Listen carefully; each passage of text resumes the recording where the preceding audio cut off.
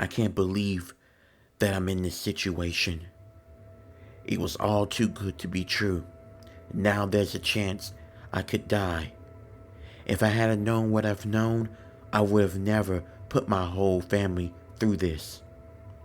My name is Jared, and I am married to my beautiful wife, Jenny. We have a beautiful daughter named Emily, who was 6 years old. Recently, our family has fallen on hard times. I lost my well-paying job as a supervisor at a factory, and to make matters even worse, our daughter needs a heart transplant. We've fallen on hard times, and we have no way of making any type of money. Me and my wife would get temporary jobs, but they didn't pay well, and they didn't last a very long time. We keep getting eviction notices, and we don't know what to do. It wasn't until we got a letter that was posted on our door. It was stating that there was a game that was going to be coming into our town. It was a pretty well-known game called Can You Become a Millionaire? It was a very popular show, and many people got rich from that show. And I figured there has to be a way we could get onto that show.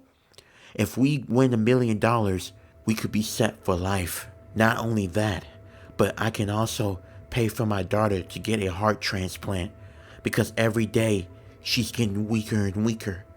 And we've been trying to raise funds to help her get a transplant. So I decided to sign up for this game. I was hoping that I would be able to get a shot at being able to win $1 million. 2 weeks had passed, and they invited me to the game show. I was excited. I finally could have an opportunity to win $1 million. Jared, you got this. Go out and win. Please bring back the $1 million. We can really use it, Jenny said to me with tears of hope in her eyes.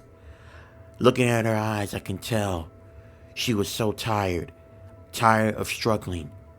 I can tell with just her eyes that she was hoping and putting all of her life bets on me winning this. And her hope in her eyes gave me that strong motivation that I didn't have before. After looking into her eyes, I've now felt more confident than ever. Jenny, don't you worry. I'm going to win this, not only for you, not only for me, but also for our daughter Emily. You stay by her bedside and let her know that good times and happier times are coming. No one's meant to suffer for the rest of their lives, and we're not going to suffer for the rest of our lives. I'll see to it, I said to Jenny with confidence. Okay, I will. I believe in you, and I trust you. I don't know how, but you always stay calm and collected. You're really strong. I like that in you, Jenny said to me while wiping away her tears and putting on more of a confident and braver face. And I replied to her, well, you and Emily give me hope, Jenny. If it wasn't for you guys, I don't think I'd have this much hope and confidence. Jared, that is so sweet of you. That's one of the things I really love about you, Jenny said while rubbing my shoulders and looking at me with affection in her eyes. After I left our apartment, I saw another eviction notice on our door. I took it down and teared it up, and I said to myself, I'm going to win for me and my family. After I got done, I got into my car and drove to the studio. The studio was where they were going to be having the game show, Can You Become a Millionaire? And I was all prepped and ready. When I got inside the studio and I got myself prepared with my own makeup artist or whatever, they prepped me and had me ready to be on television. And as I was getting ready, I saw the host of Can You Become a Millionaire? It was Jonathan Bastille. That man is legendary. I grew up watching this show, Can You Become a Millionaire? And now I'm going to be on it. I feel like I'm going to win this. So after everything was said and done, the show started.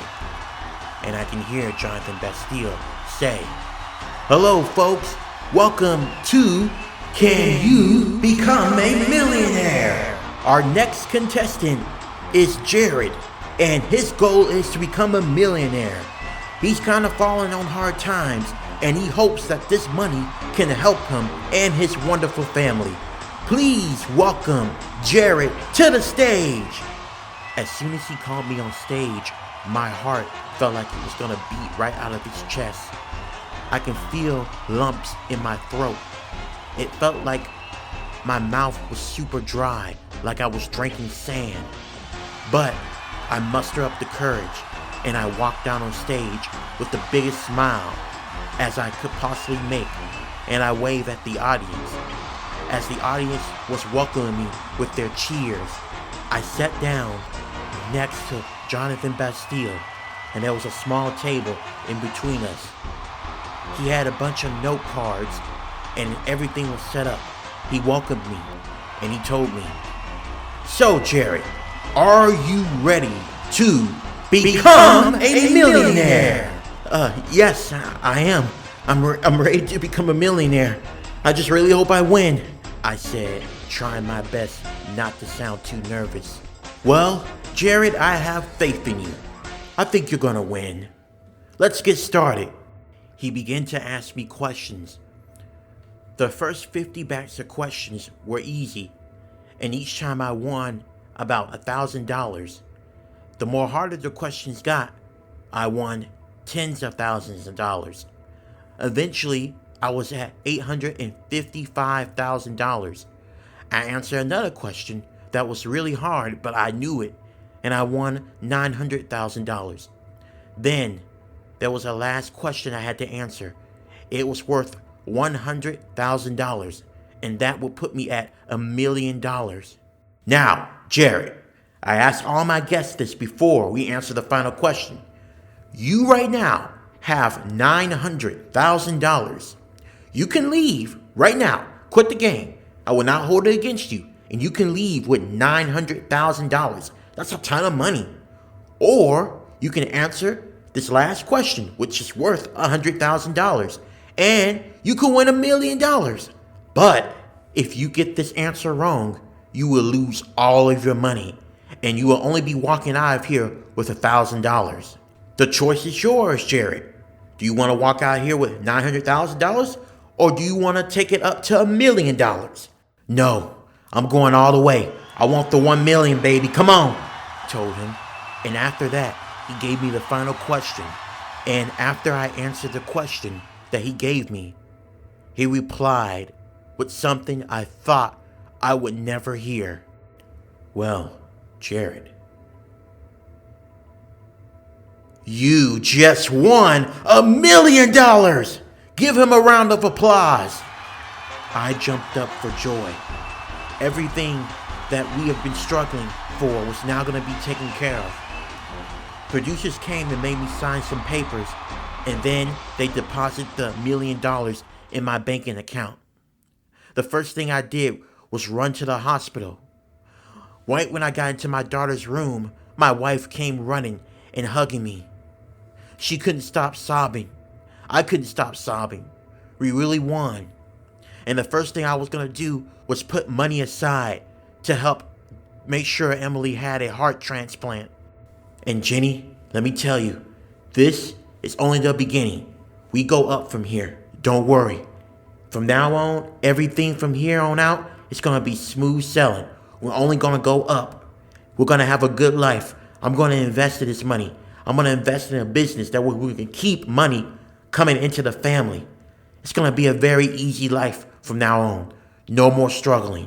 No more heartbreaks and losses or none of that. I promise you, we're going to be a really happy family. That's what I thought. But it seems after winning that money, things went bad to worse for our family.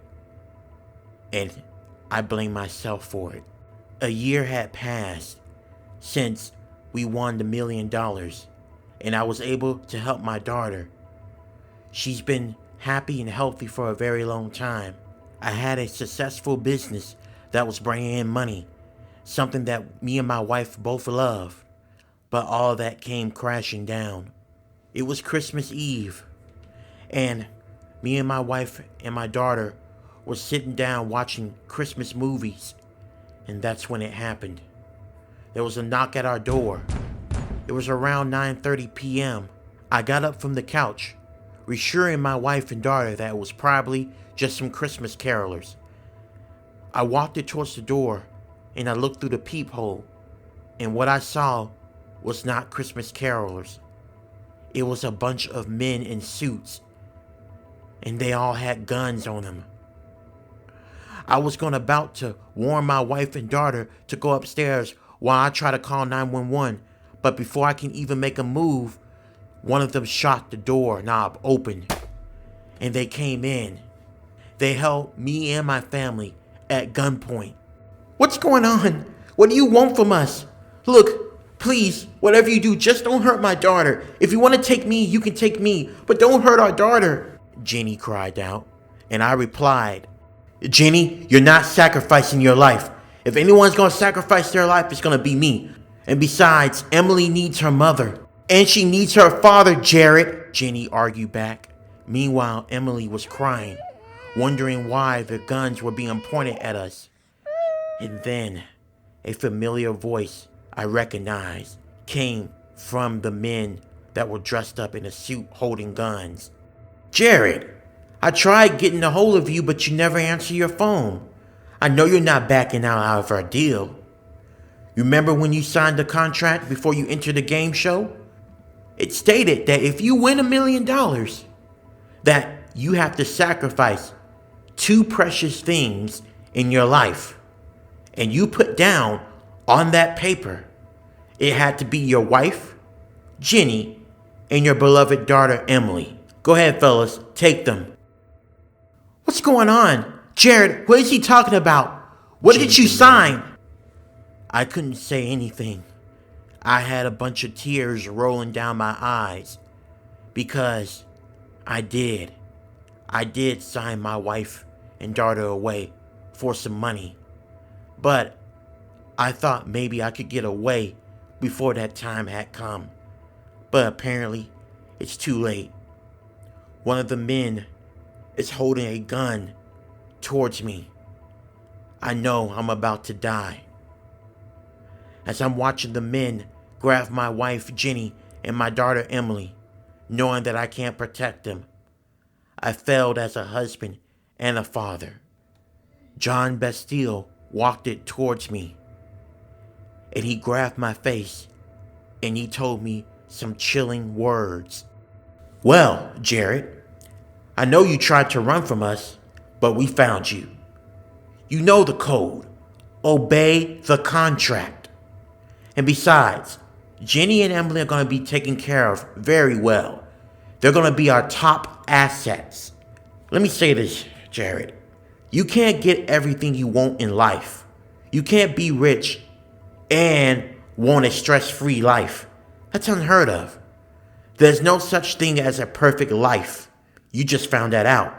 Everything has a price. There's no such thing as a winner or a loser. You win some and you lose some. Okay, fellas, kill him."